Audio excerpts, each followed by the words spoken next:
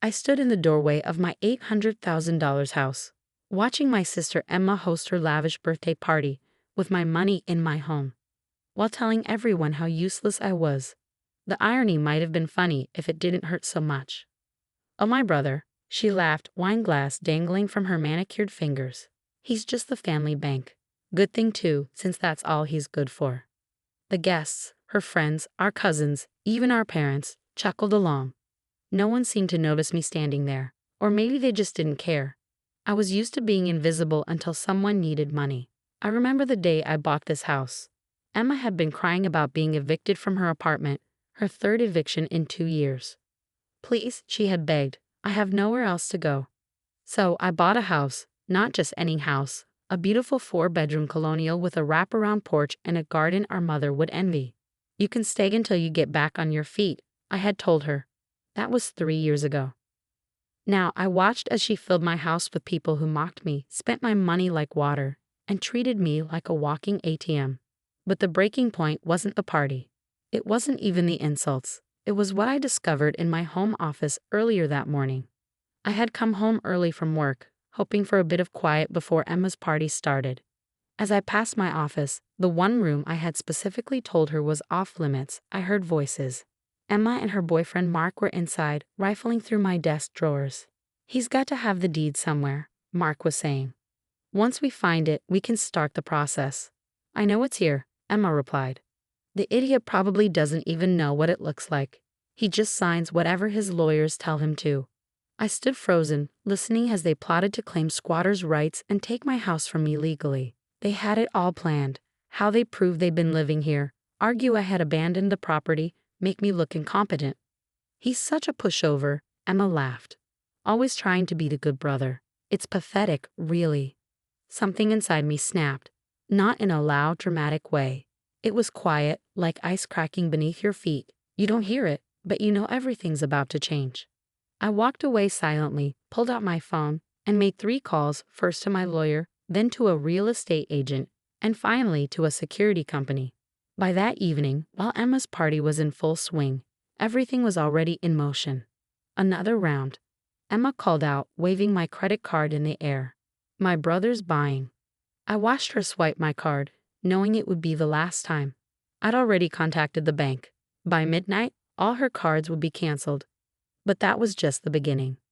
The next morning, as Emma nursed her hangover, a knock echoed through the house.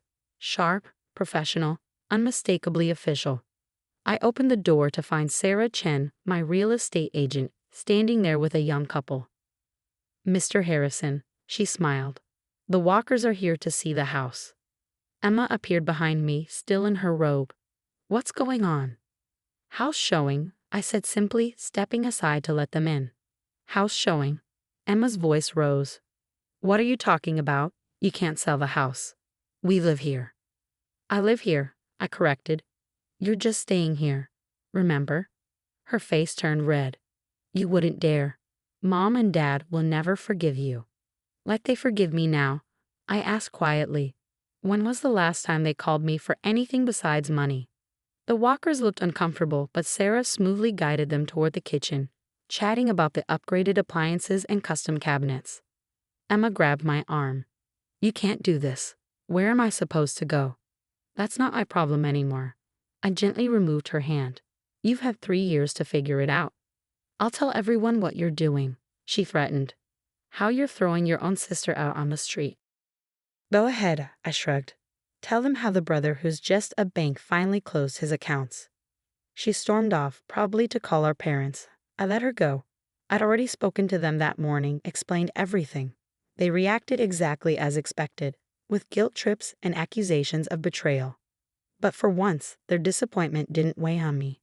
The Walkers loved the house. Of course they did. It was beautiful, well-maintained, and in a perfect location. They made an offer on the spot, well above asking price. When Emma found out I'd accepted, she lost it. She started throwing things, screaming about family loyalty and how I'd regret this. I let her rage. The security team I'd hired watched from the driveway, ready to step in if needed. You have until the end of the month, I told her calmly. After that, anything left in the house becomes the property of the new owners. End of the month, she screeched. That's only 2 weeks. Better start packing. She tried everything during those 2 weeks. First came the tears, the childhood memories, the promises to change. When that didn't work, she sent our parents to guilt me. Mom cried about family sticking together.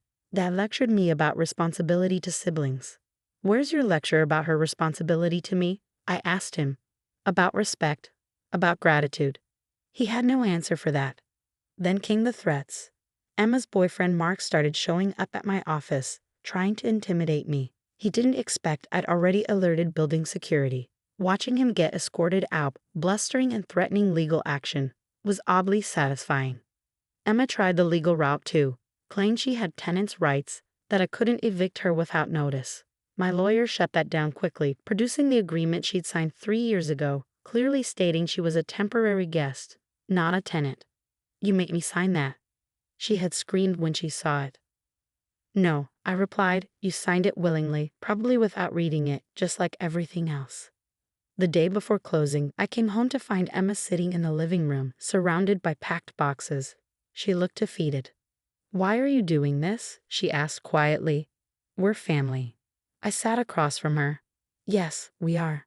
And that's why it hurts so much that you've spent years treating me like nothing more than a convenient ATM. That's not true, she said weakly. Really? I pulled out my phone and played the recording from my office. Her voice filled the room, plotting to steal my house, mocking me. She paled. You recorded us? My security system did. The one I installed after the second time you tried to break into my office. She looked away. I never would have actually done it.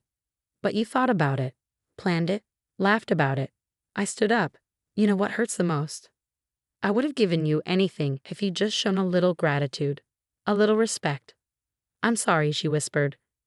No, you're sorry you got caught. Sorry you're losing your free ride. But you're not sorry for how you treated me. The next day, I watched as Emma's boxes were loaded into a moving truck. She was going to stay with her parents, of course. They'd taken her side, as they always did. You'll regret this, she said as she got into her car. Family is all we have. No, I replied. Family is all you had. And you threw it away. I watched her drive off, then turned to the walkers who were waiting with their own moving truck. The house is all yours, I said, handing them the keys. I hope you make better memories here than I did. That night, in my quiet apartment across town, I blocked Emma's number, along with my parents. The calls, the guilt trips, the demands, they all stopped. For the first time in years, I felt light. Free, the family bank was officially closed and I was finally investing in myself. But Emma wasn't done. She didn't understand that this wasn't just about the house. This was about years of disrespect, of being used, of being treated like an ATM instead of a brother. And she was about to learn that when you push someone too far, they don't just push back, they walk away entirely. The next morning, as I sipped my coffee and enjoyed the silence of my new life, my phone buzzed with a text from an unknown number. Emma, using a friend's phone. You think this is over? You have no idea what's coming. I smiled, took a screenshot, and sent it to my lawyer. Then I went back to my coffee, because she was right. This wasn't over. This was just the beginning of her education in what happens when you mistake kindness for weakness. Emma's threat wasn't empty. She just didn't realize she was playing a game I'd already won. The first attack came through social media. Emma posted a tearful video about how her successful brother had thrown her out of their family home, how I'd betrayed blood for money. She even had our mother in the background, dabbing at her eyes with a tissue.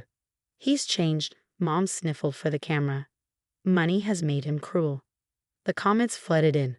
Distant relatives, old school friends, even some business acquaintances, all expressing their shock at my heartless behavior. Emma loved it, replying to every comment with more dramatic details about my supposed betrayal. What she didn't expect was my response. I didn't argue or defend myself. Instead, I posted a simple video, security footage from my office, showing her and Mark plotting to steal my house, followed by clips from her birthday party, mocking me as just the bank. Then, screenshots of texts and emails where she demanded money and made threats when I hesitated. Since we're sharing family stories, I wrote, let's tell the whole truth.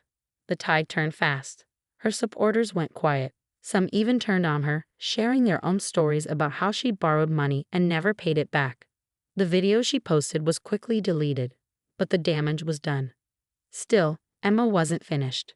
She showed up at my workplace the next day, crying and making a scene in the lobby. "Please," she sobbed loud enough for everyone to hear. "I'm your sister. I have nowhere to go." Security approached, but I waved them off. I walked up to her, keeping my voice calm and steady. "You have somewhere to go," I said. "You're living with Mom and Dad in the house where you grew up. The same house I've been paying the mortgage on for the last 2 years." She froze. The tears stopped instantly. "What are you talking about?" "Oh, but did they tell you?" I smiled. "Who did you think was keeping them from losing the house after Dad's business failed?" Her face paled. She hadn't known.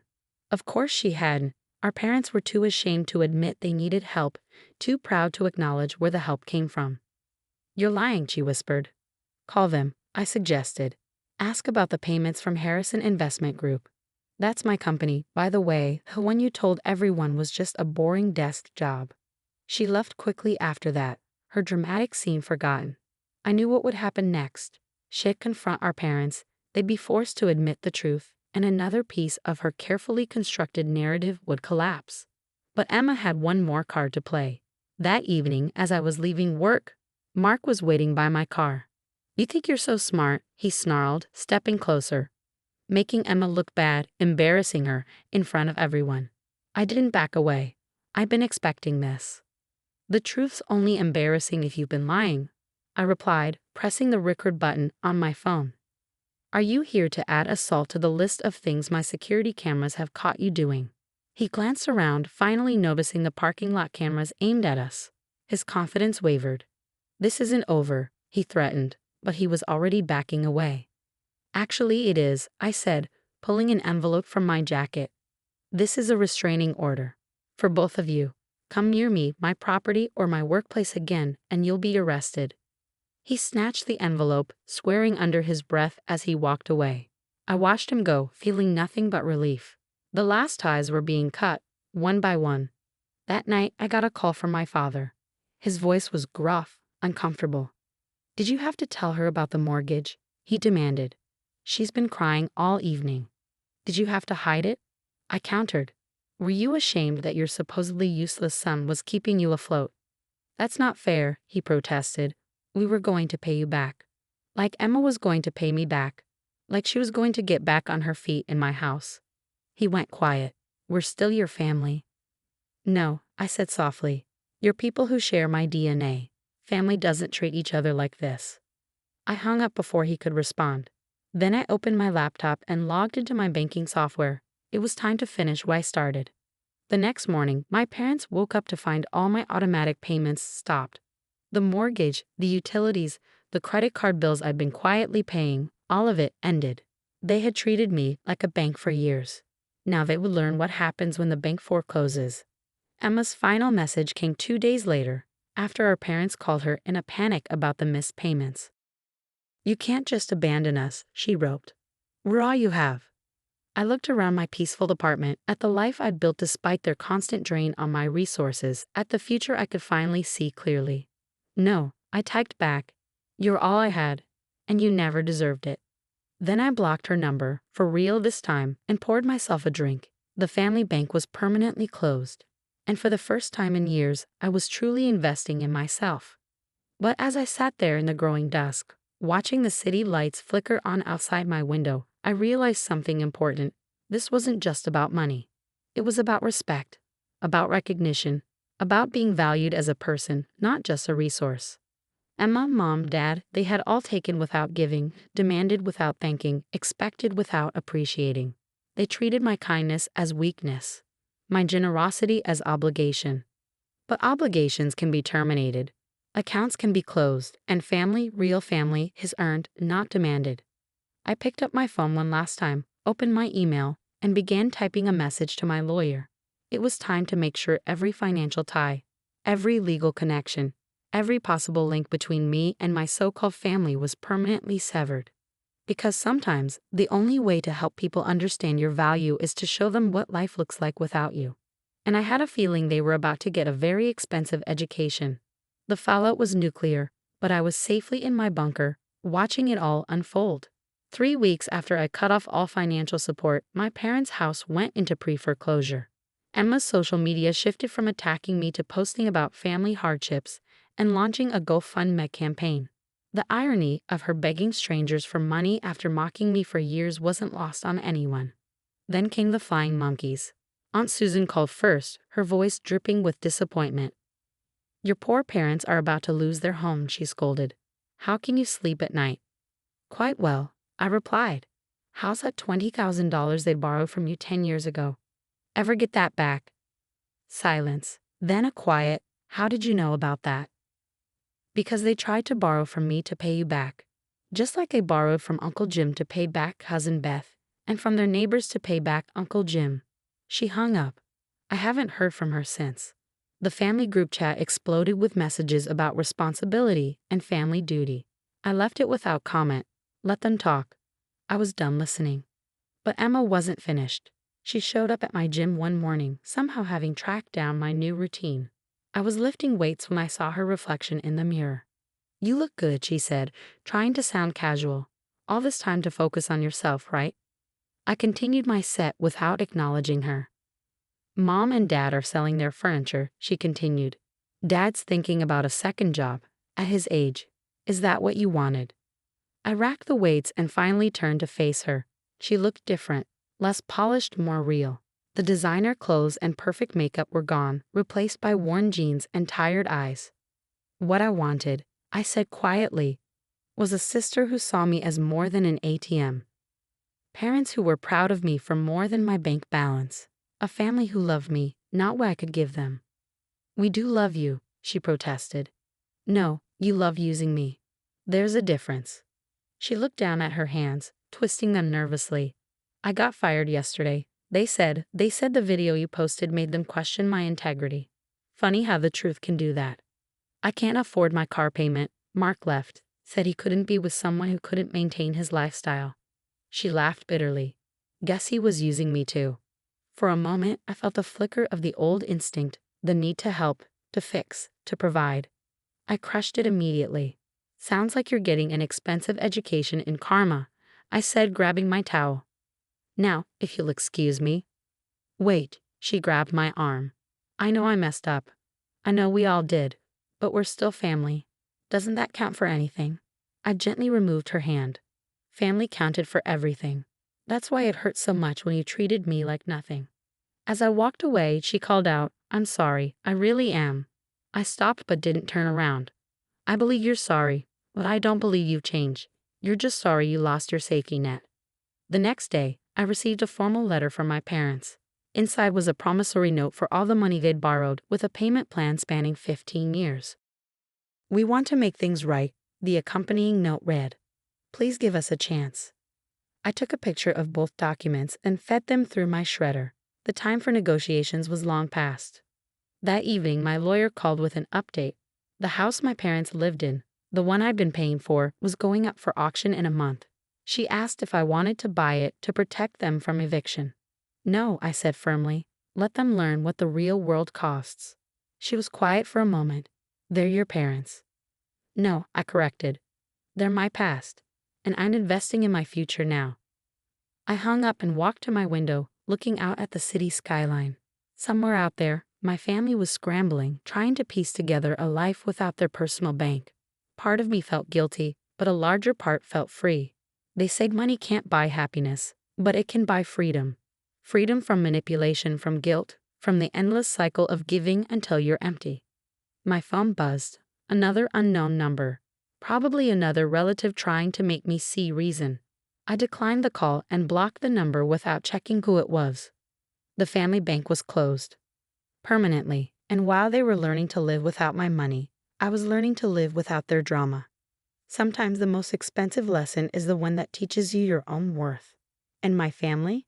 They were getting that education for free. 1 year later, I sat in my new beachfront condo, watching the sunrise over the ocean. My phone hadn't rung with a family emergency in months. No more desperate texts asking for loans. No more guilt trips about special occasions. Just peace. The last I'd heard, my parents had downsized to a small apartment across town. Emma was living with a roommate, working 2 jobs, actual jobs, not the influencer career she always bragged about. The family mansion, the one I quietly maintained for years, had been sold to a young couple who filled it with children's laughter instead of entitled demands. I opened my laptop to check my investments. The money I'd once spent supporting my family had been redirected into my portfolio, growing steadily. It's amazing how much you can accumulate when you're not bankrolling other people's delusions. Then I saw it, a comment on my professional LinkedIn profile. "I hope you're happy with yourself. Mom cried at Christmas because we couldn't afford presents." Emma. I clicked the delete button without hesitation. Then I noticed an email from my father's business account. "Son, your mother is sick. Nothing serious, but the medical bills. We're not asking for money. Just thought you should know." Delete? They still didn't get it. They thought this was about money, about being cruel or punishing them. They couldn't understand that this was about self-preservation, about finally putting myself first after a lifetime of being last. Last week, I ran into Mark at a coffee shop. He didn't notice me at first, too busy counting change for his order. Gone were the designer clothes and arrogant swagger. He looked up, saw me, and quickly looked away. I ordered my usual and added an extra $10 to my tip, because I could, and because generosity means more when it's given freely, not demanded. As I left, he called out, "She misses you, you know." I turned back. "No, she misses my wallet." That evening, I attended a charity gala, not as a donor pressured by family obligations, but as a board member who chose to make a difference. The irony wasn't lost on me. Now that I wasn't supporting my family's lifestyle, I could actually help people who truly needed it. Someone at my table asked about family, and for the first time, I didn't feel the need to make excuses or tell lies. "We're estranged," I said simply. "Sometimes the price of peace is walking away." Later that night, I found an old photo while cleaning out my desk. Emma and me as kids, both smiling, both innocent. I didn't feel anger looking at it anymore, just a quiet acceptance. We weren't those children anymore, and pretending otherwise had cost me years of my life. I put the photo in an envelope and mailed it to my parents' new address. No note, no explanation needed. It was my way of saying goodbye to the past, to the brother I tried to be, to the son they'd never appreciated. The family bank wasn't just closed, it was demolished. In its place stood something stronger: self-respect, boundaries, and the knowledge that sometimes the biggest investment you can make is in your own peace of mind. They say blood is thicker than water, but principles are thicker than both. I'd lost a family, yes, but I found myself, and that was a trait I'd make every time. My story isn't about revenge or even justice. It's about learning that you can't set yourself on fire to keep others warm. That love shouldn't come with a price tag, and that sometimes the strongest word in any language is no. As I watched another sunrise from my balcony, I raised my coffee cup in a silent toast to freedom, to peace, and to the quiet joy of finally being enough for myself. The family bank was closed, and I was rich in all the ways that mattered.